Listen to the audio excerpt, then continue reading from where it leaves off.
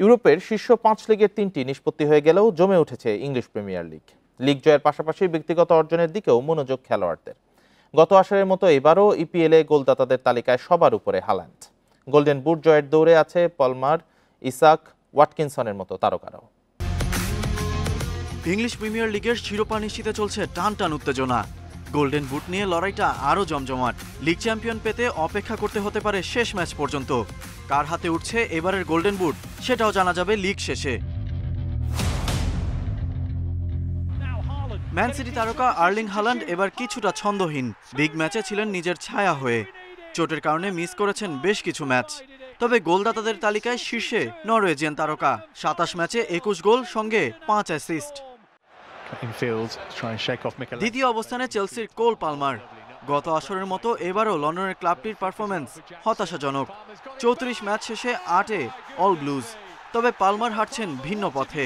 30 ম্যাচে 20 গোল করেছেন English midfielder, assist 9টি। 19 গোল নিয়ে যৌথভাবে তৃতীয় অবস্থানে নিউক্যাসলের ইসাক ও অ্যাস্টন ভিলার ওয়াটকিন্স। 34 ম্যাচ খেলেছেন ওয়াটকিন্স। অন্যদিকে সুইডিশ ফরওয়ার্ড ইসাকের 19 গোল এসেছে 26 ম্যাচে। তবে ইসাকের 1 অ্যাসিস্টের বিপরীতে ওয়াটকিন্সের 12টি। এরপরই আছেন ডমিনিক সোলাঙ্কি।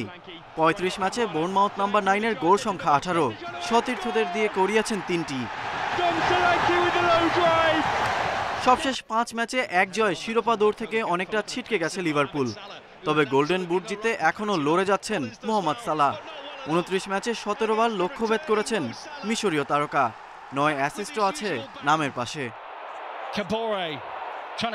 ব্যক্তিগত অর্জনের এই রেসে এখনও টিকে আছেন টটেনহামের সং হিউন-মিন, ম্যান সিটির ফিল ফোডেন, আর্সেনালের বুকায়ো সাকা সহ আরও বেশ কিছু তারকা।